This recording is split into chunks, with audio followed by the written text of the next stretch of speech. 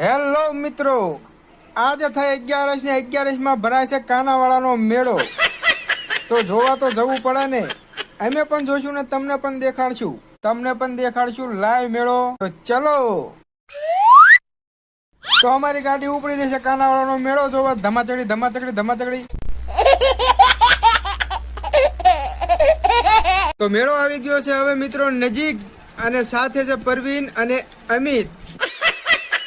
તો મેળાની મોજ કરવાની મજા આવશે, તો તમે પણ જોતા રહેજો. તો ચલો. તો તમે જોઈ શકો છો, અહીંથી દેખાય છે કાનાવાળાની મેળાની ટ્રાફિક.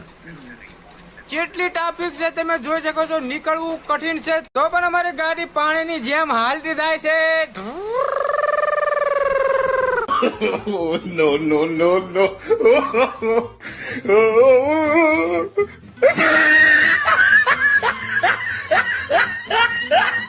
પહોંચી ગયા છીએ મેળામાં, ને હવે અમારે વાલી કટર મૂકવાની જગ્યા ગોતવી પડશે. પણ એ જગ્યા ગોતીને પછી મૂકીને જશું આ મેળો માણવા. આટલા બધા ટ્રાફિકમાં જડી છે થોડીક જગ્યા, અને અમારું હોલી કોટર અહીંયા મૂકીને પછી અમે મેળો માણવા જશું. તો ચાલો.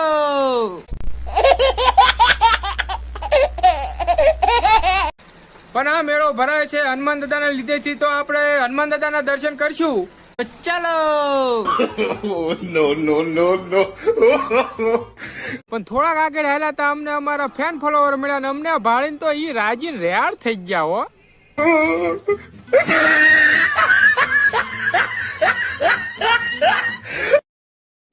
તો મિત્રો મેળામાં થઈ જશે ગરદી, ને ગરદીમાં માઇન નીકળ્યા હો. પરસેવો વાળ દીધો.